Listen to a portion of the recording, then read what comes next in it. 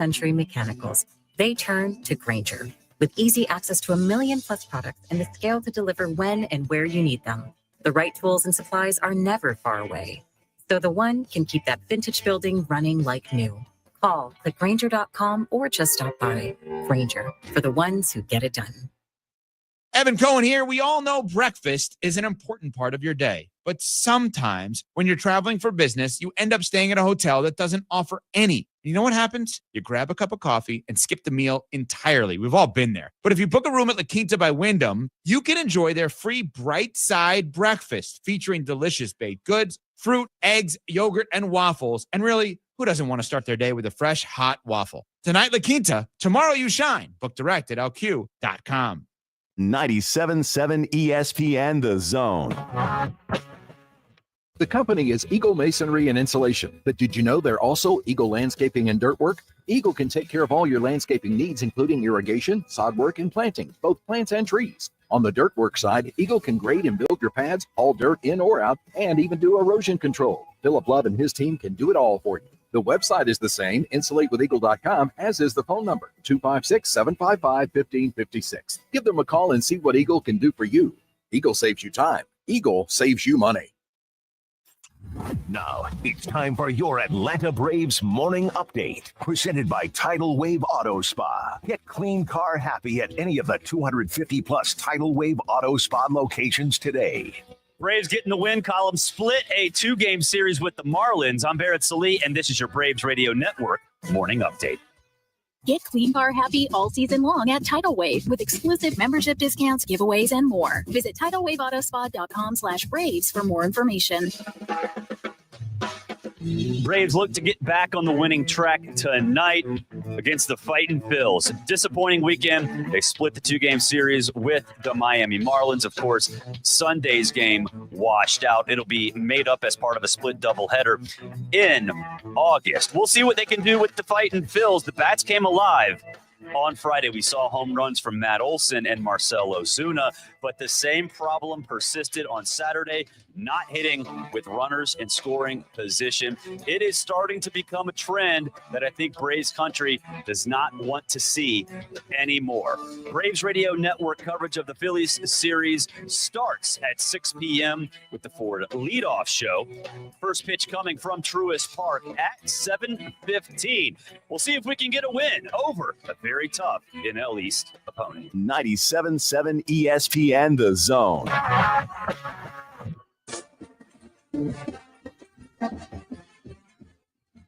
From the University of Alabama, this is Crimson Tide Today. It's a daily update on Bama sports, and it's brought to you by Everwood Treatment Company, the official treated lumber of Alabama athletics. Everwood, wood treated right. Hello again, everybody. I'm Roger Hoover. Alabama gymnastics advanced to the NCAA championships with a strong showing on Sunday at the NCAA Tuscaloosa Regional. Here are post-meet thoughts from the head coach of the Crimson Tide, Ashley Johnston. First of all, just so proud of this group for qualifying to Elite Eight. This has been a huge goal in front of us. And week after week, we have talked about never losing the hope or belief or confidence that this team can do it. No matter what anybody on the outside was telling us, they continue to work relentlessly to figure out any and all ways to get better and find our edge. And I have to say, it was our culture and just what they've created together and the connection within each person and their connection to the mission that I really believe was what drove us to come out on the side that we wanted to be on. I'll have more in a moment. Producing championship quality lumber is not an easy process, but at Everwood Preserving, it's our only process. Wood treated right. Everwood offers top-notch pressure-treated wood for decks, outdoor structures, commercial jobs, and more that you can build your reputation on. When it comes to quality, we're on the winning team. Visit your local Everwood dealer today and discover the difference for yourself. Everwood Preserving Incorporated, the official lumber of the Alabama Crimson Tide. Join us tonight for Crimson Tide baseball against Southern Miss. Our radio coverage across the network will begin at 5:45 p.m. with full coverage also available on our full radio network, the Varsity Network app, as well as a booth cam presented by MLB The Show 25 at UA_CTSN on all social media platforms. Crimson Tide Today is brought to you by Everwood. Crimson Tide Today is a production of the Crimson Tide Sports Network from Learfield.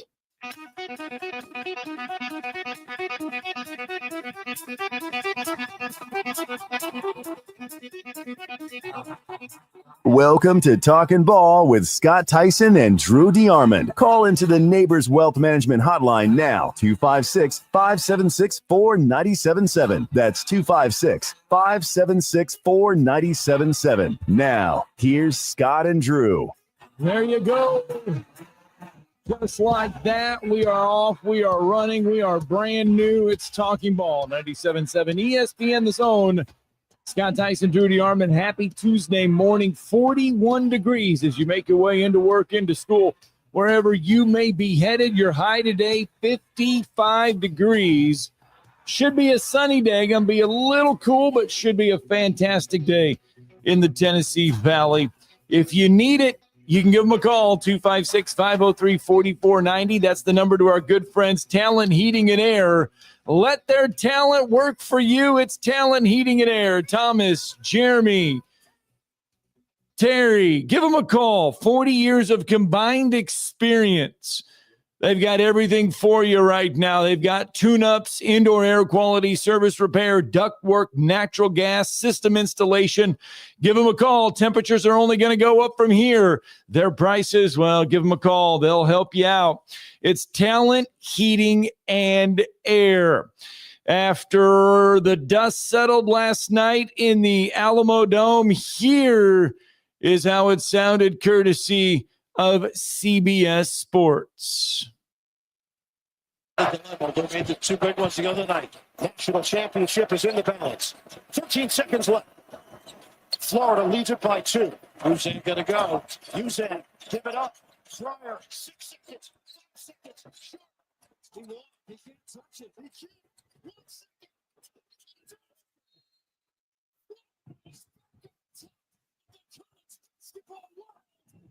Championship. Yes. It's a great day to be here. They win the national title. They do indeed win the national championship. Florida's Todd Golden becomes the youngest coach to win the tournament since 37-year-old Jim Valvano did it 42 years ago. He's also the third youngest in the modern era after Valvano and Bob Knight at the age of 35. That was 76, right? Yes, that would have to be Unbeaten 76. team. Yes. Wow. That's how people forget how young Bob Knight was. Yep. 5 others were younger if you want to go way back, and I mean way back. Branch McCracken was 31 in 1940, and Ohio State's Fred Taylor was 35 in 1960, but those were not this modern era of this NCAA tournament bracket and things like that. It had Kelvin Sampson won, had the Cougars held on and won, he would have been the oldest coach to win at the age of 69.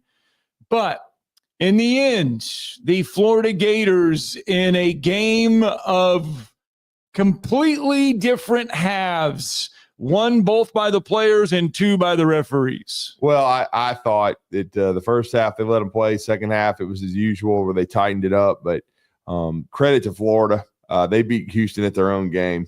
And the last 4 possessions, they forced Houston turnovers. Houston didn't score for the last 2:29, and Florida just turned it up. And they were the best team I saw this past year. It's in person. And then, at times I think Auburn was the best team in the country. Yeah. And then I think Duke had that torch, but I think the Gators were the most consistent. That's why they won it all. They responded every time with game pressure, and they were tremendous in both the second halves and the Final Four. And, Houston played one hell of a game, but the best team won.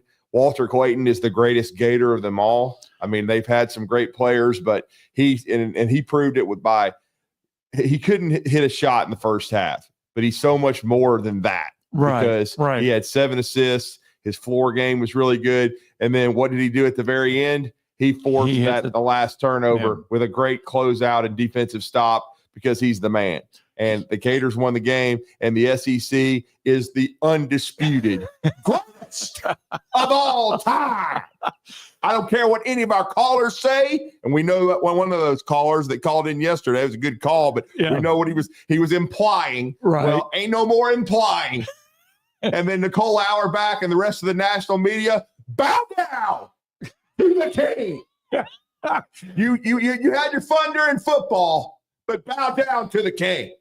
That's all I'm going to say. And then the stupidest post of the night was by Nicole Auerbach. She just called that ending anticlimactic. What? Are you nuts? What? She called it You look it up, Scott. I double checked. All right. You watched it. We all saw it. Did that look anticlimactic to anybody in this room or in our control room? I got to look and see exactly what she put in here. It's there. It's not at the top, but it's there.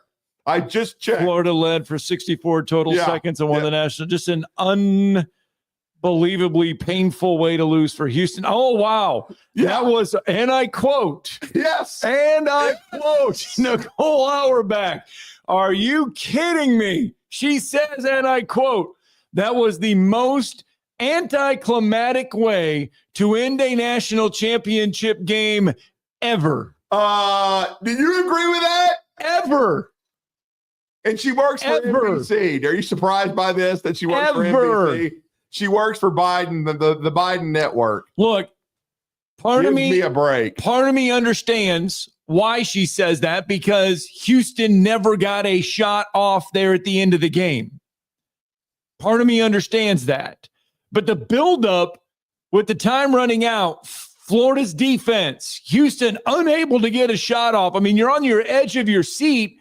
What is Houston going to do? What are they going to get done? To my seat right here. Here it is. The most. Oh, it is. I will agree. It is one of the most painful ways to lose a game. One of the most painful ways, because you don't get a shot off.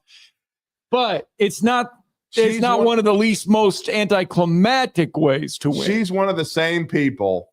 I don't even know. She probably was in college or whatever back in 2011, but she probably would have liked the tweet or agreed with some of these other national media morons. You remember, you covered it. They said it was an overtime, 9-6, whatever the hell it was. Oh, Alabama, LSU. They said, what a terrible football game. Yeah. Oh, no, in overtime, but what a terrible football game, since it wasn't 36-33, and we don't understand one damn thing about defense, and what our football IQs all suck. Well, see, that's what Nicole Auerbach just did last night. Well, I tell you what she wasn't doing. Basketball from a volleyball. I tell you what she was not doing then. What? She was not listening to the Spanish call last night. Oh, you got the Spanish I do. one, huh? I do. En juego para los Cougars. La tiene Yusan por la derecha, recogió el drible y ahora le quedan 7 segundos. 5. Ahora crash. ¡Ay, ay, ay! Caminó, no puede tocar la pelota. Y la va a recuperar, la va a robar Condor. Y todo ha terminado. Houston, you have a problem. Los campeones universitario por tercera ocasión en su historia. Siguen invictos en la final y es la defensa de los Gators la que destruye la ofensiva de los Cougars. 65-63 el marcador final. Hay que celebrar en la Florida. Well, did that sound anticlimactic to you, Scott? You have a problem. They do have a problem. It's funny how I could understand that entire call all the way up until the end with the I, meaning he can't touch the ball. Yeah. Well, and again, we feel for Kelvin Sampson, great coach, Hall of Famer. I do. I mean, they played so hard, and our good friend Bobby Champagne, they led for 38 minutes plus. I mean, they barely trailed in the game. They controlled it. It's just sometimes hard to finish. And Florida did this for 4 rounds, man. And as far as like their journey was hard, that they proved that they were the best team in the country, and they proved that the SEC was the best conference. I mean, Yeah. Think about this. And I was reading this, and I was like, I had to do a double take that Walter Clayton is the first team All-American for the Gators. That's the greatest Gator of them all. I mean, because you think of the national championship, the back-to-back national championship teams that they've had there at Florida, and to have Walter Clayton Jr. accomplish that, I was like, wow, that is impressive. And then you think of, and you mentioned Kelvin Sampson. Yes. Think about this. I mean, Rick Majerus. Mm-hmm.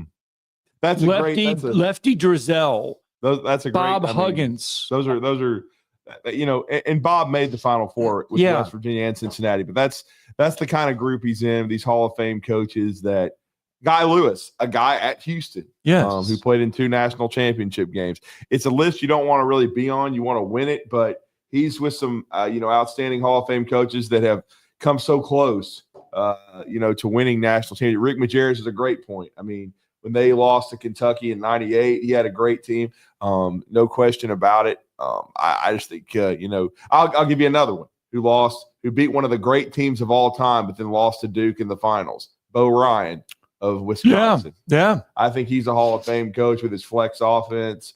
And he got Wisconsin to the brink of the national championship. And I mean, nobody's really done that. It's been very hard to do. And so, well, I know they were underdogs in all of it. They were the shocker teams, but think of Brad Stevens getting Brad Butler Stevens. to 2. He got him to 2 national championships, right? Yeah, right. Yeah. Two national championships came back to back. Yeah. And didn't win one. So, I mean, there's the unfortunately, the list of coaches that are really good that have not won games or won national championships are long. That's why that list of winning championship coaches is very small. Very small. Well, and I'll give you another one too. And he played in 2 national champion or coached in 2 national championship games, and then why did he go to Cleveland? Why? John Beilein of Michigan. Oh yeah. I mean, he coached in 2 national championship games. He was always a great, I thought, fundamental coach, great X's and O guy. And then for some stupid reason, coaches, listen to me, Bucky, Nate Oates, all these, don't go to the NBA. It's a death sentence, okay? Don't take that money and try to coach these idiots who think they know it all and make more money than you, and they don't want to listen. I mean, I know this NIL situation, these players are still making less than you in most cases, okay? So please stay in the college game. That we saw physicality last night. We saw effort. We didn't see any of this, the thing that grinds my gears more than anything, I don't even hardly watch it, but then you see the media because they're all over it. And what ESPN's favorite thing right now is covering the NBA. It's all they talk about on First Take and all this other crap. When you pay $1 billion for it, you have to. But when you say we've got to bring more energy in the playoffs, I mean, that is ridiculous. Well, I mean, these guys don't even play hard because their contracts are guaranteed. Or you got LaFlop out there acting like somebody's broke his neck every time up the floor. There was no doubt they were playing hard last night. No doubt. And for Florida to overcome 2, not 1, but 2 technicals last night. Yeah. 2 technicals. Well, in Chile, that was you can't do that, man. I know that one there, yes. The bench one. It looked like a good block. And then now the bench one I understood, and I even didn't blame them because the officials were screwing. Okay. I mean, that second half, they started, it turned into a WWE fight, and Houston was flopping a little bit too on screens. And I thought, hey, just get a technical foul. And they started getting calls after that. There were 20 fouls called with 7 minutes to go in the second half. In the first half, 4 fouls called total in the first half. You said they let them play in the first half. There was only 4 total fouls called in the first half. They hit the 20 foul mark with 7 minutes to go in the second half.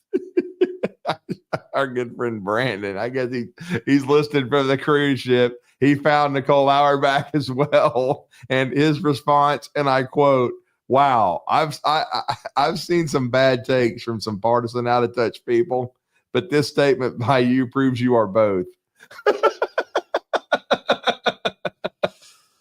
I know. I mean, that is. And she works for NBC. That's all you need to know.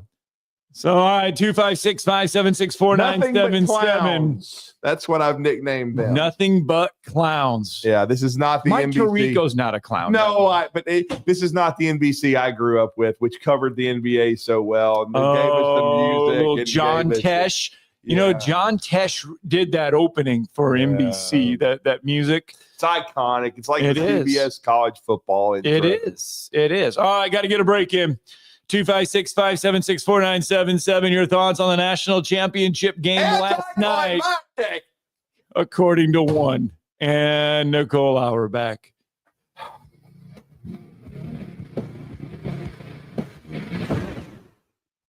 You're listening to Talkin' Ball on 97.7 ESPN, The Zone. Got an injury rate reported at 53 in Jeff Road. I'm getting an update telling me that the vehicles are being moved to a parking lot, but they're still showing it as an injury type. Everything else looks good. Heavy traffic load, but I don't see any other snags. No hose, no mask. Dr. Sandman has all the official proven benefits of the Somnodent for sleep apnea and for snoring. Dr. Sandlin's at 350-CARE. Captain Nick in the Valley Skywatch Traffic Center. Rocket City, for air that's cool and clean, contact Sensa Green Heating, Cooling, and Insulation. Get HVAC smart with Professor Green and the expert team at sensagreen.com. Now offering up to $1,500 off any new Bryant system. Whatever it takes, Sensa Green has Huntsville covered. Remember, folks, with innovative, sensible green solutions, contact Sensa Green Heating, Cooling, and Insulation. Hi, folks. Bobby White back again for Woody Anderson Ford, inviting you to come test drive any one of our over 100 F-150s. From rock-solid, dependable work trucks to our state-of-the-art Platinum Series, we've got an F-150 for you. Test drive one today, and you'll understand why the F-150 is the best-selling truck in America, going on 48 years in a row. Just as successful offenses and defenses are built on teamwork, Woody Anderson Ford is powered by our people. Our sales and service teams are well-trained to save you time and money. And because we want your business again and again, no one will work harder to earn it. Our mobile service teams come to your home or business for oil changes, brake work, tire rotations, and more. And the great thing is you don't pay extra for it.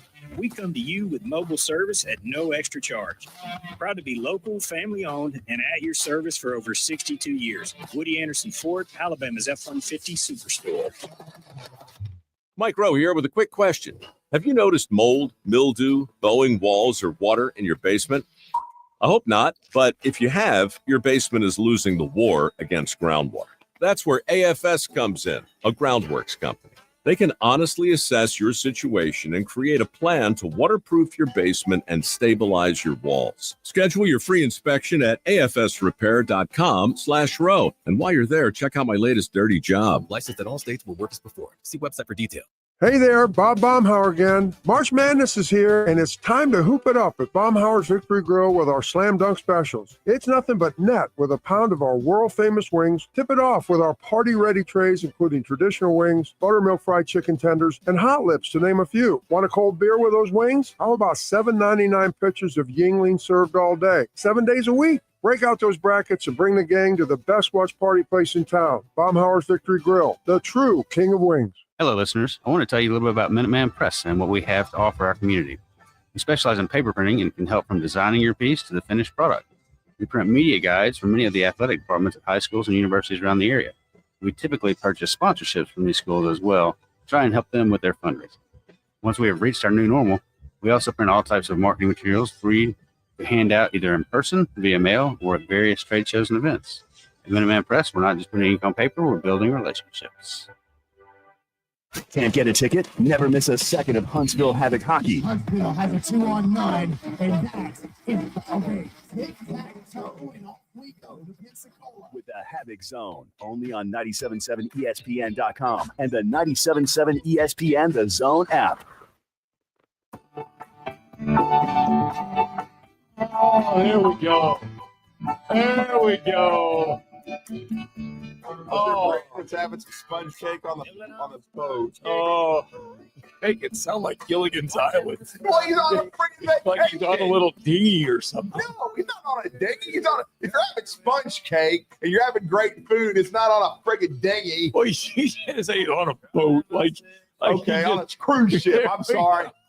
My vernacular sucks. About like Nicole Auerbach's takes. So, hey, I with Houston in the national championship game last night, the first thing for me that came to mind was Mattress Mac. Who? Mattress Mac. Remember he's the guy that lives in Houston that owns the mattress store that puts the big bets down on everything for Houston related. Yeah. So he did. He put $1 million bet down on Houston to win the national championship last night. And had Houston won, if you spent $4,000 or more on a mattress in his store, you got that for free. Oh, wow. But he would have stood to win anywhere between $7.5 and $8 million had Houston won the national championship last night. That's how much he would have pocketed. $7.5 million, a payout of $8.5 million. Yeah. Well, a profit of he would have pocketed $8.5 million, but his profit would have been $7.5 million. So I wonder, and again, I'm not throwing shade because he's an amazing broadcaster, but does that mean that Jim Nantz has to have a new Lucky sweatshirt? He may. Yeah. He may have to. He may have to have one. He was there. 2-5. Yeah, he got on his little private jet, and he's in Augusta today. Dream was on the first row, it looked like. He got tickets. They hooked him up. Yeah, I don't know if he got 10. Hooked him up. It's funny to read some of the comments that people put on Nicole Auerbach's comments that it was. Well, most of them probably got sense and voted Republican. 256-576-4977. There you go. The national championship game in a nutshell. Staying with college basketball, some news and notes, especially pertaining to Auburn and Alabama. Chad Baker-Mazara yesterday didn't officially come out and say he's coming back to Auburn next year, but he did via Twitter put out a tweet that says 2025/26 War Eagle ? Yeah. Most people believe that is his way of saying he's coming back next year. We do know Tahad Pettiford will put his name in the NBA draft, but he is doing the caveat of retaining his eligibility. And Bruce Pearl commented on Twitter yesterday saying, go for it, all for it. If I was an NBA exec, I would take you in the first round. Go get yours. But hey, remember, if it doesn't work out, you're back here next year and we're running it back. So that's your news for Auburn. On the Alabama side, and we will talk about it here later in the show, but Mo Diabate has a new home and he is staying in the SEC. Yeah, he sure is. We're going to talk to Jack Pilgrim, and if you know Jack Pilgrim, you know why we're talking about it and where he's going. And he's going to Jeff in the Borough, and he's going to be a Kentucky Wildcat. Alabama negotiated hard with Mo Diabate, and from what I understand, they agreed with him twice, and he came back a third time, and they decided to part ways. And Kentucky definitely is trying to restock their roster, and they certainly were not good defensively last year. Mo should help with that and help with rebounding, and he affects winning. And he's going to a program that is deep in basketball history and is a blue blood. And thought he might end up going home to the New Jersey area, maybe to Rick Pitino in St. John's, maybe even Connecticut, Dan Hurley on the East Coast, but didn't happen. He's going to Kentucky, and congratulations to Mo. He certainly had 2 good years for the University of Alabama, and I think he can certainly help Big Blue Nation, and we're going to talk to Jack about that in a few minutes. Yes, we will. And I heard our good friend Richard Hendricks talk about this the other day, and Richard had a phenomenal career playing basketball overseas. Mm-hmm. Now retired, doing color commentating for the SEC Network, ESPN, up-and-coming broadcaster, phenomenal guy. He related college basketball in its current state, right now, in its current state, to playing overseas. And he said, because when you play overseas, your roster every year is not the same. Right. He goes, you may have 1, 2, maybe 3 guys that come back on your roster, but the rest of it is all new. And you're getting new pieces, and you're getting different pieces. And it's the coaches that have a system that are able to produce that are the ones that'll get it done. And they're the ones that'll get some of these players, because it's the system and it's how they operate and how they do things. But he said it's kind of like being overseas now. And he's right. I mean, there's no doubt. I mean, Alabama's attempting to try to bring back 7 guys, but they would be adding 6 because, again, I'm operating under the premise that it's going to be 13 scholarships, not 15. I know the settlement, that's a big piece of conversation. And that's on hold right now. Yeah, and we're not surprised by that. But I think most coaches are operating under that premise of 13 guys with their max roster. And Alabama is now negotiating heavily with LeBaron Philon. They're negotiating heavily with Darion Reed and Jaron Stevenson. They've still been mentioned with a couple of transfers out there, but I think what they're mostly trying to do is retain their guys. And it reminds me of what Bruce Pearl said. That was their main focus a year ago. They certainly brought in Miles Kelly, who was a big part of what they were doing. And then Todd Pettiford, freshman, and you just mentioned he's declaring for the draft and going to go through the process. And if he returns to college, it'll be to Auburn. But still, I mean, every year, and Nate Oates has said it too, you're about half your roster is going to be new. And that's the way it is in this climate. Certainly Alabama would have liked to have retained Mo Diabate. He's an outstanding role player and piece of the puzzle, but didn't work out. And so you have to move on. And there's been talk of Rylan Griffin returning. I was hearing last night that the school kind of hot right now with Rylan, and it makes some sense. He's from Texas, but it's Texas Tech and Grant McCaslin, and he does a great job with his team. And I mean, look at Texas Tech and how good they were. I mean, they were obviously almost good enough to win it all. I mean, they pushed Florida to the brink. So certainly, I think that would be a good move for Rylan after the disaster that was Kansas. The price right now to land a shooting guard or a small forward out of the transfer portal is costing schools anywhere between $800,000 and $2 million. Yeah, that is just for the shooting guard and small forward position. That's not for your center or your point guards. Yeah. That's for your shooting guards and small forwards. Mm-hmm. Right. $800,000 to $2 million. Mm-hmm. All right. 7:30 here on a Tuesday morning. Got to get a break in.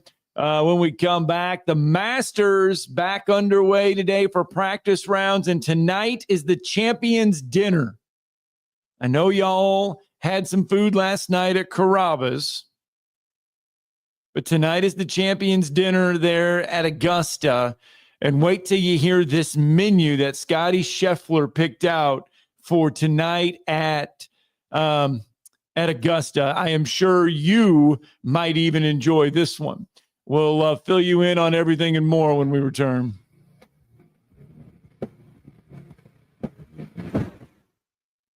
You're listening to Talkin' Ball on 97.7 ESPN, The Zone. From the Fox 54 Weather Center, I'm Chief Meteorologist Jordan Dressman. A mostly sunny sky this afternoon. Temperature's going to be significantly below where we should be this time of year. A good 15 to 20 degrees below average, as a matter of fact, is only climbing into the low and mid 50s. It's going to be quite cold as we head into the overnight early into your Wednesday morning. Temperatures have no problems, dropping into the low and mid 30s across the Tennessee Valley. Maintaining the mostly sunny sky as we head into Wednesday afternoon. Still going to be somewhat chilly, but warmer than we're going to be on Tuesday. Highs hanging out in the low and mid 60s. I'm Chief Meteorologist Jordan Dressman on your home for ESPN Radio, 97.7 ESPN The Zone. Got an injury rate reported at 53 and Jeff Road. I'm getting an update telling me that the vehicles are being moved to a parking lot, but they're still showing it as an injury type. Everything else looks good. Heavy traffic load, but I don't see any other snags. No hose, no mask. Dr. Sandman has all the official proven benefits of the Somnodent for sleep apnea and for snoring.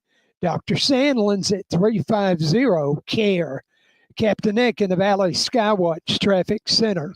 Eagle Masonry and Installation. It's right there in the name. Eagle is your one-stop shop for block, stone, or brickwork, monument signs, and outdoor kitchens and fireplaces. Eagle also offers the finest craftsmanship and insulation, including fiberglass or spray foam insulation, and of course, insulation removal. Philip Love and his team have years of experience, bringing the region the best in masonry and insulation services. For more information and a quote, visit insulatewitheagle.com or call 256-755-1556. Eagle saves you time. Eagle saves you money. Hey folks, this is Arthur Seaton, managing partner at University Kia, proudly saying Roll Tide and War Eagle. Stop into University Kia today and shop one of the area's largest selection of new Kias, including Fortes, Seltos, Telluride, and Popular Carnival, and fully electric EV6. View all the great specials at universitykia.com and get pre-approved in minutes so you can drive home your new Kia you really want, because we want to see you in a University Kia. Are you tired of chasing a roofing contractor to show up on time or even show up at all? I'm Sam Fleming with Fleming Roofing and Restoration. Our motto at Fleming Roofing is we show up. Our goal at Fleming Roofing is to provide the reliable customer service that you deserve. And we have the resources to meet all of your roofing needs: residential, commercial, industrial, replacement, or repairs. We are manufacturer certified for roof coatings, single ply membranes, and asphalt shingles. Whenever you need a roofing professional you can count on, call Fleming Roofing and Restoration. We are committed to finding the solution that meets your needs. We don't have quotas or heavy-handed sales tactics. Fleming Roofing, we have expert experience. We show up. Free estimates, residential, commercial, industrial, replacement, or repairs. Check us out at FlemingHSV.com. FlemingHSV.com. When you need a quick response, it's Fleming Roofing and Restoration. We show up. This is Steve Moulton from 97.7 ESPN The Zone, and this is What's Happening. Be sure and download our app. Just search 977 ESPN in your Google Marketplace or your Apple Store, depending on your device, so you can take us wherever you might go. And you can also check out our latest zone deals. Head over to our website, 977ESPN.com. The top left banner reads, "Savings never tasted so good." Click on that, then enter in the big Zone Deals store for half-off zone deals of Lawler's Barbecue, Sea Salt, Carrabba's Italian Grill, Bubby's Diner, Corlejos Mexican Grill, Bad Daddy's Burger Bar, Divergence, Full Moon Barbecue, Bigfoot Little Donuts, Hickory Store Barbecue, Good Company Cafe, Apple Lane Farms, the Decatur location, and rounds of golf at Cherokee Ridge Golf Course and Gunter's Landing. And that's what's happening. And now a man who knows what you ate for breakfast. Time now for the biggest thinker of them all. He knows it all. He is Drew DeArmond. Listen to Drew and Scott Tyson weekday mornings. It's Talkin' Ball on 97.7 ESPN The Zone. But that's what never worked.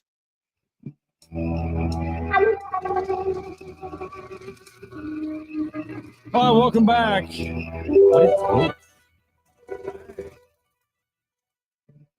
Is raised in the swamp. Oh, Jerry. He grew up eating rattlesnake meat. Well, Jerry Reed. Drinking homemade. There we are. Gator. This is the movie, man. Him and Bird again. Oh, my I hadn't heard goodness. this in a while. I hadn't heard the beginning. There you go. I love it. Jerry Reed. Gosh. Let's go out to the phone lines. Bryce is with us. Good morning, Bryce. Good morning, Bryce. You there, bud? Hey. Hey, man. Drew, Bryce, how are you, buddy? I'm good. How are you? Hey, Nemesis hadn't called in. He's holding. The winner. Oh, I mean, he called in, had a good call yesterday. He's holding right now. He's next in line. He's waiting to. Well, I he's want to waiting to hang join up it. see what he has to say. Well, I mean, congratulations, Drew. Yeah, I mean, he's on picking the winner. I did pick Florida. Now, I didn't get the opponent correct. I had them beating Duke, but certainly Houston took care of that. But yeah, I thought the Gators were top, the most consistent team this year. There's a lot of times during the season when I think a team can be the best team in the country, but the most consistent team in the country was Florida. They won the SEC tournament, the toughest league in the country. And then they responded every time to adversity in game pressure. Duke did not. The one time they were given game pressure in the NCAA tournament, they folded, but Florida never folded. And I think Walter Clayton is a big part of that. Scott made the point that even though as good as those two Gator teams were back to back, he's the first consensus first team All-American. And first team All-American, period, for Florida. Yeah, I think he's the greatest Gator of them all. And we'll ask John Frary that in the second hour. But I mean, what a journey for Florida and Todd Golden. And I'll freely admit it, I thought going into the game that Kelvin would have the coaching edge, but I got to give Todd Golden credit. He coached a really outstanding game last night. His inbounds plays out of timeouts were outstanding. The way they handled themselves, getting Alex Condon to respond and then like Scott said, overcoming the two technical fouls, which could have been game changers. But they were and they got a technical as a bench and I don't blame them because they were getting hosed. But sometimes you have to do that to make your point. Now Chinyelu got one you don't need to have, but Elijah Martin calmed him down and said, "Hey man, we can't have that. We got to execute." And Martin didn't have a big game last night, but he did make some big free throws to finally give him the lead. And I kept thinking if Florida could just get the lead, and that's sometimes what you have to do and get over the hump, that you can find a way to win. And certainly that's what the Gators did last night. They did it all year. Hey, I'm gonna hang you up. I am curious what he's got to say about. He's probably happy about Mo Diabate, I think. I mean, I'm not happy about that. No, I really don't like that at all. But I'm happy that Florida won. Yeah. Let me see what Jeff has to say. Yes, sir. All right, well, let's go out to the phone lines. Let's bring in Jeff floor from the is Borough. yours, Jeff. Good morning, Jeff. SEC reigns supreme. Your favorite conference? Yeah. Well, they won it, and you got to give them credit. Yeah. They came back against Auburn, came back against everybody. They stoned. Well, I mean, stoned you can't Clayton say they stoned Clayton the first half. You got to give their both defenses credit. The first half, they got after it. I mean, they stoned the three first half. straight games. Well, and three you can straight say games this, that Florida Jeff. had to I come will say back this. in. You can claim this that when Kentucky was completely healthy early, they did score 106 on Florida. That's 4 months ago. Yeah, it's tough. It's a long season. Just like me worrying about Georgia. You think I'm worried about Georgia basketball? Heck no. I'm not worried about them. They don't care about basketball. You're crazy? No. They never will. So, as long as you got Stogie Coliseum. Stogie Cigars. So Stogie Cigars in there. They're not going to let Stogie Coliseum get like a Sanford Stadium. I can guarantee you that. So you bank on that. But now Florida's a bet. They won it. You got to give them credit. I mean, that's their third one. So you got to give them credit. That's still 3 schools win it. So, but it puts the SEC in very rare company, if not the best conference showing in an NCAA tournament. Yeah, well, true. He put 14 in. That's true. You got 14 in, you won it. So ain't no question about that. Right. When you get 14 to 16 in, I think you better win it when you get 14 in, and they won it. So ain't no doubt about that. But what about the women, Scott? That was Carolina. They got whacked. They got the wax. That's right. Yeah. I expected that one, though. It's buckets. Yeah, they got She knows whacked. the best of all time. We ain't worried about Pat Summit. See, Geno 12, Pat, a little bit short. A little bit short, hey, a little bit short. Geno 12, Pat 8. Love. Geno's the best of all time. More Final Fours, more wins, anything. Pat's been passed. Goodbye. Okay? Pat Hat's time's over. It's finished.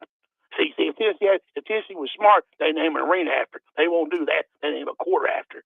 They don't name no arenas. So we name arenas after. We don't name courts. John Wood and all the other people. It's arenas, not courts. You got 2 courts named after, but no arenas. Well, I guess we don't have to worry about anybody naming the football stadium anytime soon. Well, what was it? That's football. This was basketball. We ain't worried about that. Hey, who is Denny? Is that from Denny's restaurant? No, right? he's Dr. Denny. Is that Denny's restaurant? Dr. Yeah. She's going to win a football this fall. See y'all. See you, Joe. Got to name it Kroger Stadium or whatever, don't it?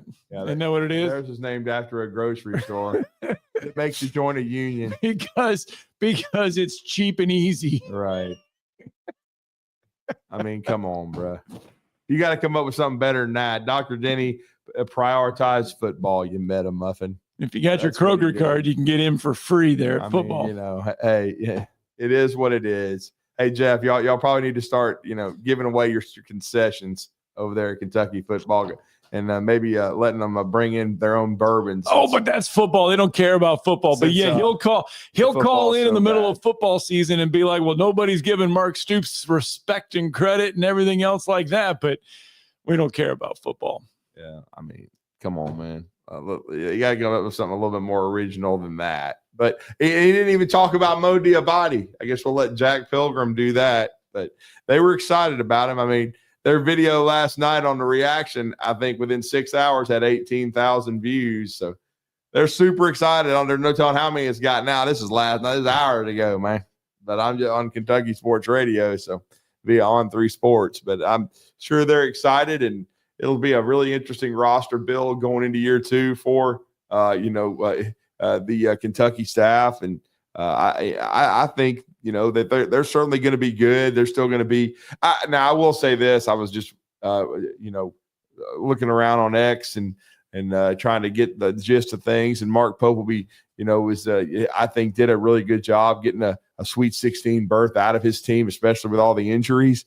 But all these preseason top 10s, man, let the rosters be built before you start putting out top 3s, 4s, 5s, 10s. I mean, that's just dumb. I mean, you got to let the NBA draft process play itself out in a NIL and portal situation.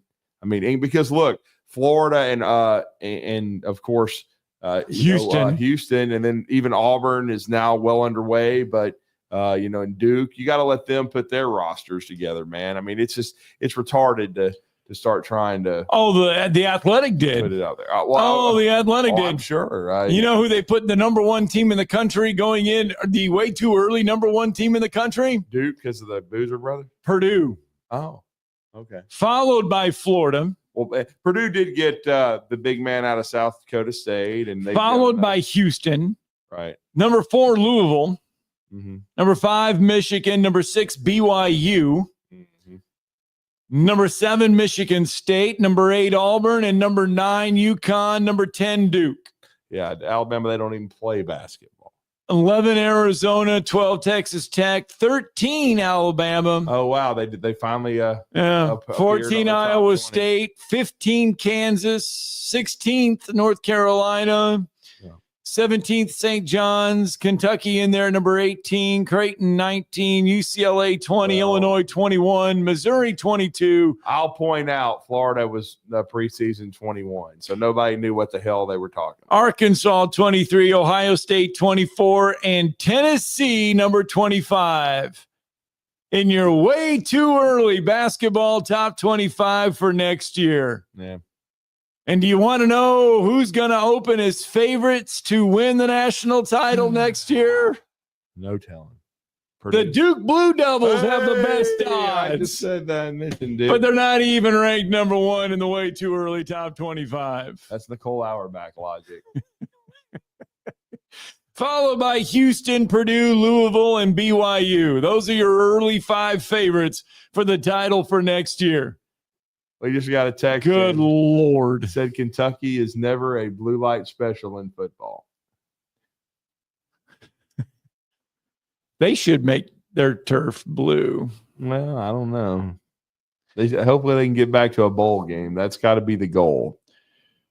All right, well, we got to get a break in. Speaking of Kroger and grocery shopping, Scotty Scheffler's Champions Dinner is tonight. Terrible freaking weather yesterday. I felt bad for all the patrons, including my boy B. Rich, man. Everything got washed out by freaking 1 o'clock. Yeah, it was a tough day over there. Hopefully today is better at Augusta National. We will get a break in when we come back. Scotty Scheffler's menu for the Champions Dinner, which is tonight. And just what do you get? What do you get if you win the Masters? Yeah. It's an unbelievable haul, and it's not just money. We'll explain.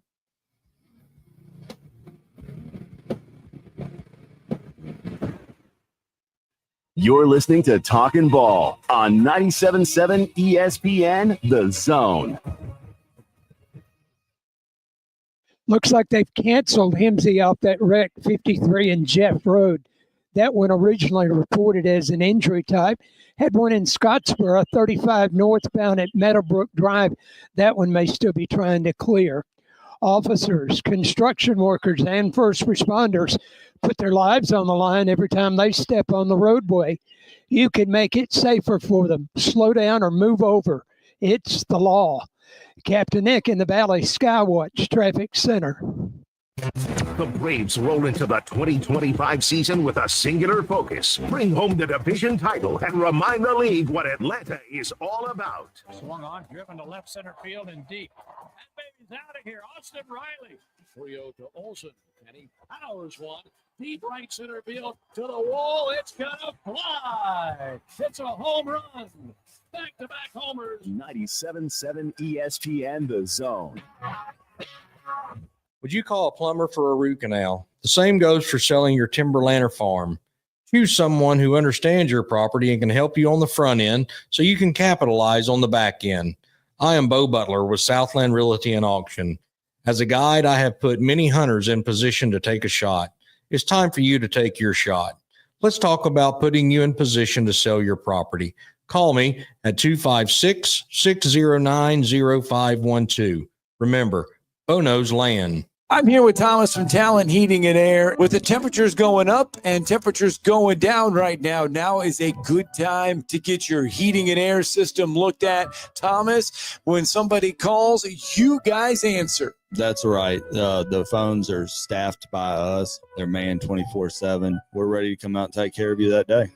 How do they give you guys a call? You give us a call at 256-503-4490. And you can find you guys on the World Wide Web at talenthvac.com. And now is a good time to do this because you guys are offering a special deal. That's right. We're doing $49 tune-ups this spring. We're also doing free second opinions. We offer that year-round. Somebody comes out, they say you got a bag compressor, a leaking refrigerant. Give us a call, see if we can save you some money. Thomas from Talent Heating and Air. Thomas, one more time, that phone number.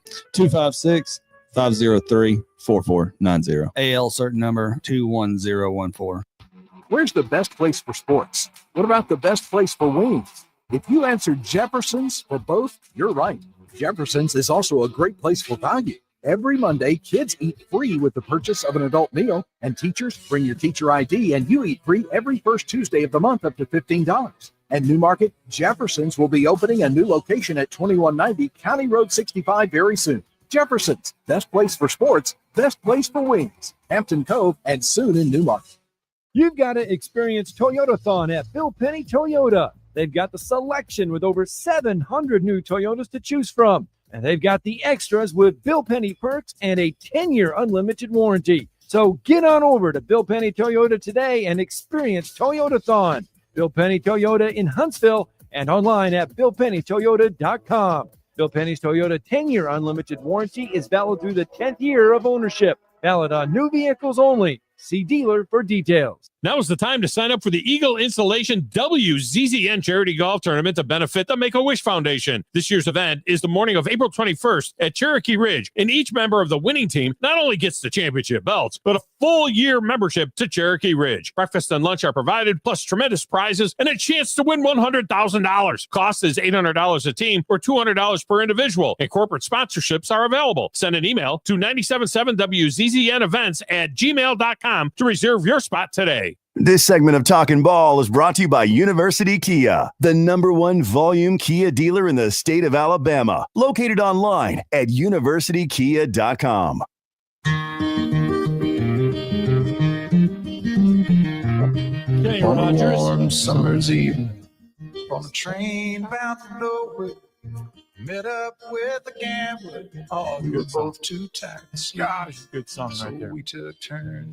Scotty Scheffler, Window at the dark. your defending Masters champion. Tonight, there at Augusta National, is the Champions Dinner. Yes. And this is Scotty Scheffler's menu. Is Bernhard Longer going to drive to this dinner? Bernhard Longer was gifted a manufacturer's S-Class Mercedes, by the way. Yeah. That is green in color. It's got his name Masters initialed green. on the inside, Masters green. Oh, boy. It's a freaking unbelievable ride. But it's his final Masters, and he was gifted this car by Mercedes. So Scotty Scheffler's menu. These are your appetizers. Yeah. Cheeseburger sliders. Oh, no. Firecracker shrimp with a sweet Thai chili and sriracha mayo, and Papa Chef's meatball and ravioli bites. Oh, Perconio cheese, tomato, and basil sauce. sounds good. Those are the appetizers. Your first course, Texas style chili with cheddar cheese, jalapeno, and corn chips. Jeez. Okay, then your main course is your choice of a wood-fired cowboy ribeye or blackened redfish. Oh, wow. Served with family style, which means they just load it up in bowls and put it on the table for you, and you eat, and they refill it as many times as they want. Macaroni and cheese, jalapeno cream corn, soy glazed Brussels sprouts, and a chipotle line roasted sweet potatoes. Nice. Followed by your dessert, Good Lord. a warm chocolate chip skillet cookie with vanilla bean ice cream. Well, Freddie Kirby he'd be in heaven right now. Oh, I'm in heaven. Yeah. That is I a think you would eat menu the that red I fish. would just, oh my goodness. Yeah. Wow. Sounds amazing.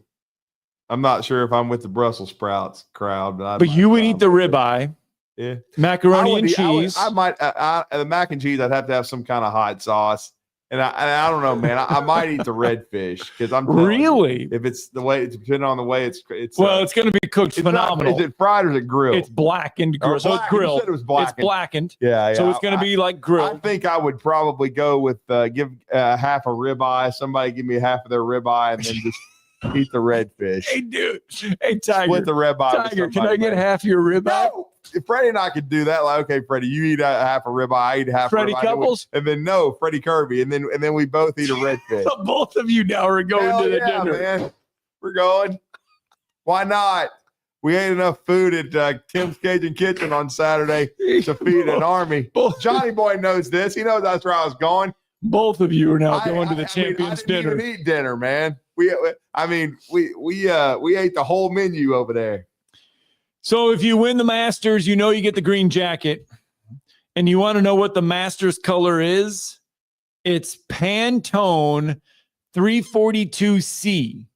That is the official color of the Masters green, or called Augusta green.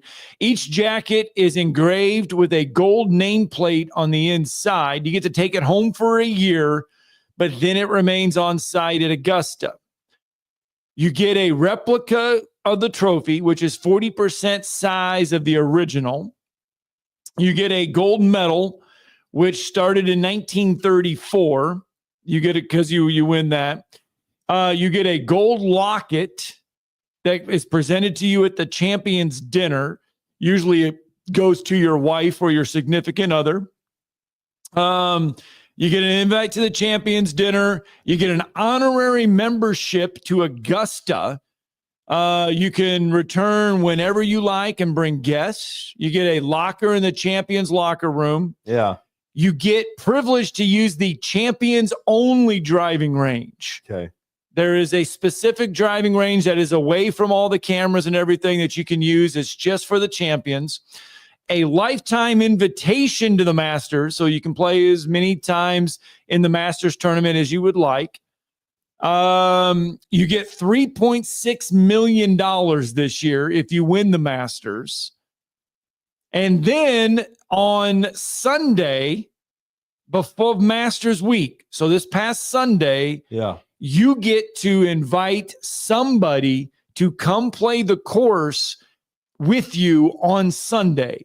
Scotty Scheffler invited his mom this year. So he and his mom only, those were the only two on the course. They got to play Augusta National on Sunday. Oh, cool. That's what you get if you win the Masters. That's really cool, man. Yeah, on top of the green jacket. So, I mean, you get a lot of stuff if you are able to win the Masters.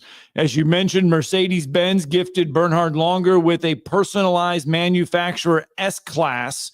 It's his final Masters. It features a green paint job, Masters logos, and Longer's signature on the inside, basically where the cup holder is. Yeah. It's a Masters logo with his signature on it, with Masters headrest on each of the 4 seats inside the Mercedes. So that's what they gifted him for playing in his final Masters. Sweet. So there you go. It's Masters week. One of these days, I will be there Monday through Sunday, or Monday, Tuesday, Wednesday, Thursday, Friday, or Sunday. One of the days, just one day. Yeah. Update from my boy B Rich. He was there yesterday. Did get rained out, but class acts over there at the Masters. He's getting refunded, and he will get to go next year. So there you go. Because it's hard enough to get to be given the opportunity to go, as you just mentioned. Got to win the lottery. Yep, you do. Or if you know how to fry a turkey. He knows how to do both of those. All right. We are just about done with our number 1 here of Talking Ball, 97.7 ESPN The Zone. When we do kick off our number 2, Jack Pilgrim will join us. Kind of get a roundup of Kentucky basketball. What are they doing now via the portal? And the addition of Mo Diabate. John Ferry will join us at the bottom of the hour, react to Florida's national championship win on the hardwood last night. But it all gets started here in about 2 minutes as we dial up Jack Pilgrim from the Kentucky Sports Radio on the flip side.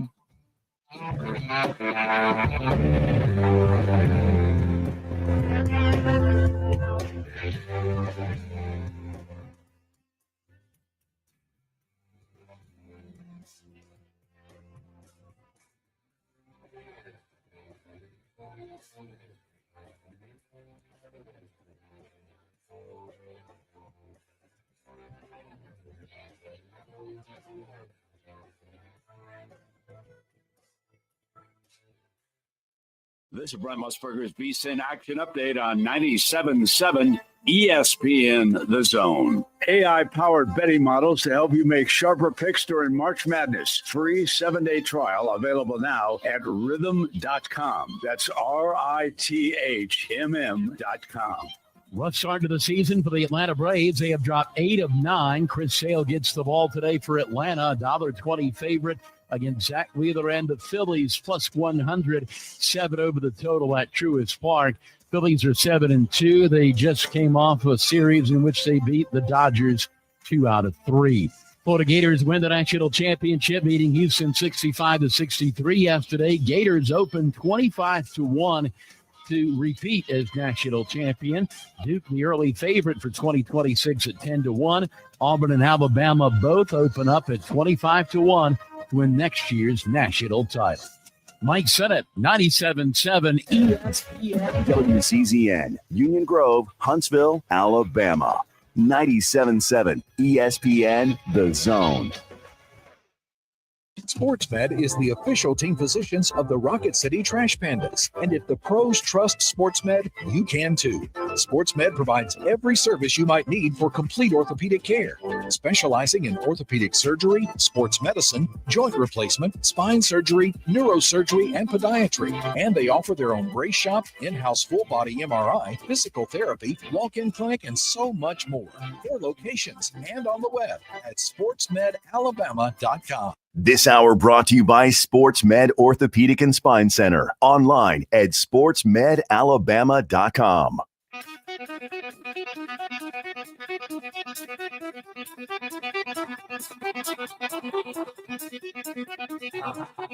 Welcome to Talkin' Ball with Scott Tyson and Drew DeArmond. Call into the Neighbors Wealth Management Hotline now, 256-576-4977. That's 256-576-4977. Now, here's Scott and Drew. It's hour 2, Talking Ball, 97.7 ESPN, The Zone. Scott Tyson, Drew DeArmond, SportsMed Orthopedic Surgery and Spine Center. You know what?